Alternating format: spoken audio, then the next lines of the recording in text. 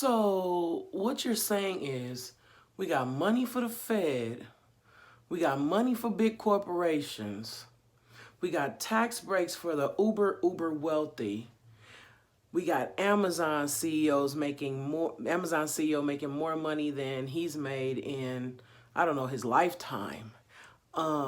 Yet Congress is gridlocked over a $600 per week unemployment extension boost and $1,200 for every person. We see where their priorities lie. It's the politics fix.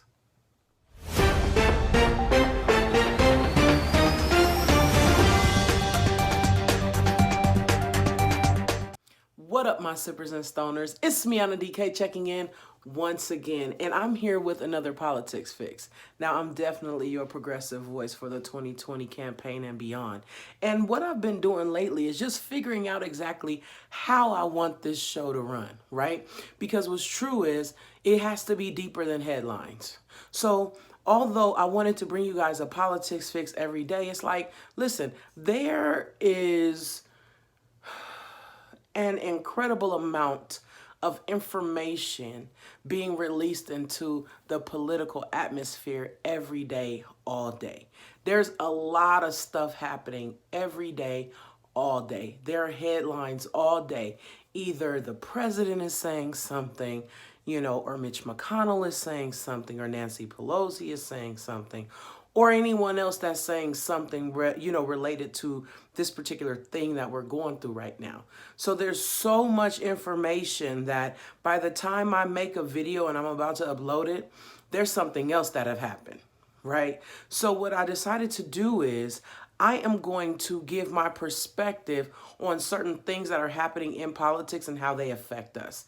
It's got to go deeper than headlines, guys. And I know that you're going to hate to hear me say this, but our community for so long has been enticed by a great headline, right? Not just our community, but people in general. But right now we're only dealing with us, right? So our community is enticed by a good headline. And we think that when we read the headline, we know what the article going to be about. We think we know the outcome, and we think we know what's best because of whatever it is that we did at whatever point in our life, right? So we're driven by headlines, from headline to headline, to caption, to post, right? But what I want to do, again, is just delve a little deeper, right? Let's get to the reason why things are happening, how they affect us, and what is our call to action? What can we do to change whatever is happening, okay? So what I'm going to start with today, hit that like button if you like it.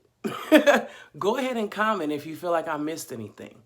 Most of all, share so that someone else can know what you know. And we can interact on this page. Hit that notification bell. Ding! That way you know anytime I'm coming to you with another video, okay? So let me light my weed and, get started, okay? So I've been watching what's been going on with the stimulus. I don't know if you all have been watching what's been going on with the stimulus, but I've been paying attention. And I'm not just talking about recently. I'm talking about since March, right? So here's what's up. Right now, our government cannot agree on a stimulus package. Back in May, the Democrats passed the CARES 2 Act. It was a $3 trillion rescue plan. It included things like the unemployment boost extension.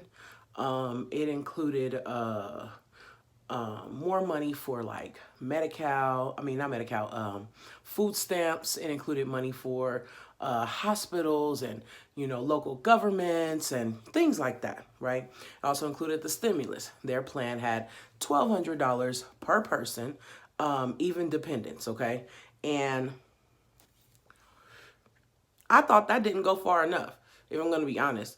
They gave the country $1,200 one time, okay? That $1,200 ran out. And for those of you who are wondering, where did they get the $1,200 from? Allow me to break it down for you. Minimum wage in the United States is $7.25 an hour across the country.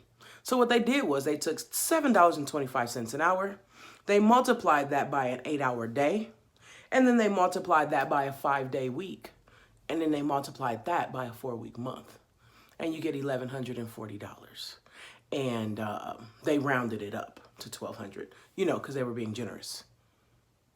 So they went ahead and did that. So Bernie Sanders rolled out a plan that said, hey, I think every American should get $2,000 a month retroactively, and I think it should go until the pandemic is over. Now, that's the plan for me, right? Why do I say that? Any other industrialized country in the world that is over the pandemic, they've made their people stay at home, mando, right? And they gave each person, like, at the very minimum, I think that each person got $1,800 a month. That might have been Canada, it was $1,800. But a lot of other countries gave their people $3,800 a month. A lot of hundreds of dollars a month. Meanwhile, we're supposed to be the greatest country on earth, and we can't even give our people $1,200 more than one time. So now they're arguing about how there's no money, and this is just going to add to the debt. It's going to inflate the debt. Oh my God, the debt. If I hear another fiscal conservative talk about the debt, I don't know what I'm going to do. Here's my thing about the debt.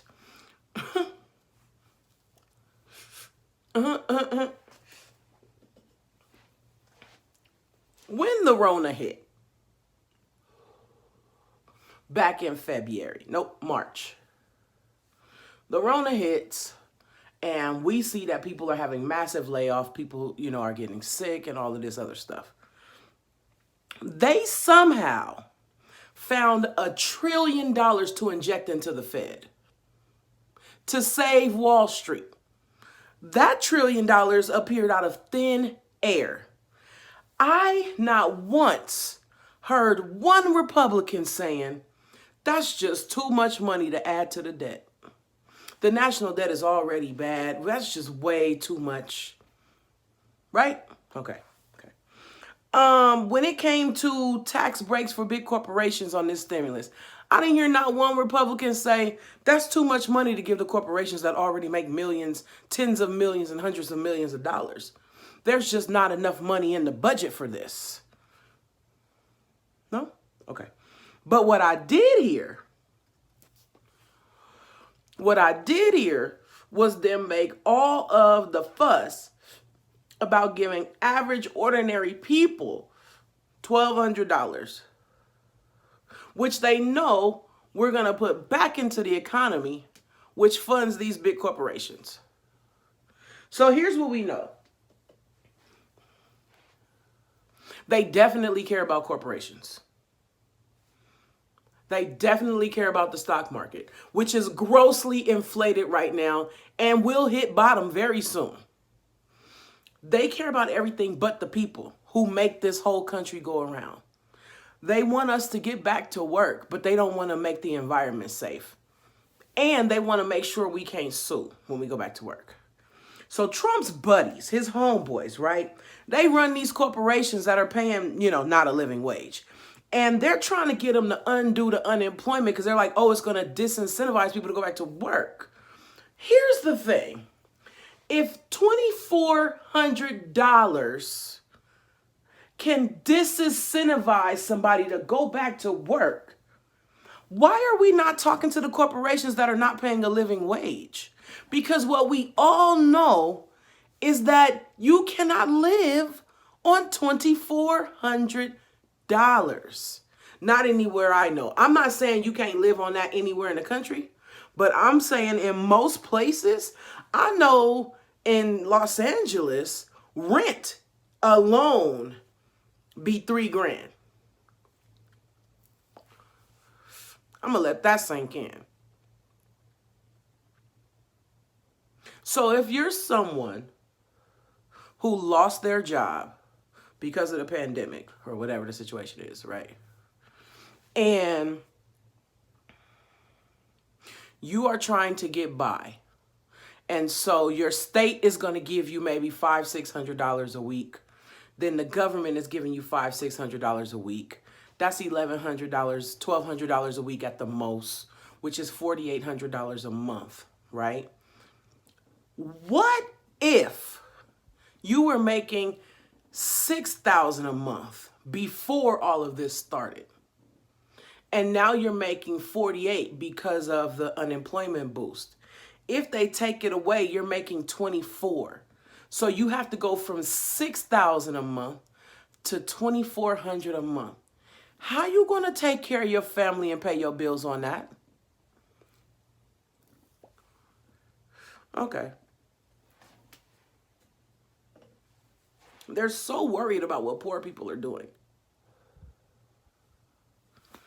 They're so worried about policing poor people who are barely making it. And I don't understand why.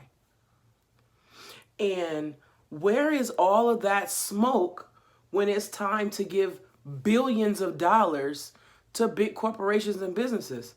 Where's all that talk about the national debt? Where are y'all fiscal conservatives? I don't know. I just wanted to talk about that because it's so important. It is what's holding up the stimulus. The money that the people desperately need. So possibly what you can do is, here are a few solutions. Here's the call to action. Get in touch with your local congressman and your local senator. Get in contact with your local representative. If you put enough pressure on your local representatives, they then put pressure on their representatives in Congress and the Senate. And possibly we can get something done. Nothing's going to get done if all we doing is talking to each other. So you got to get a hold of your local representatives, okay? So that was your call to action. Now, that's all I got about that particular thing. But I'll be back with another politics fix pretty damn soon because I got a lot to talk about. I think I also want to talk about the generational divide with regard to the presidential nomination and this whole process and how disappointing it's been. Yeah, I think I want to talk about that next time. But make sure, again, you like, comment, subscribe. Make sure you share this video if you care.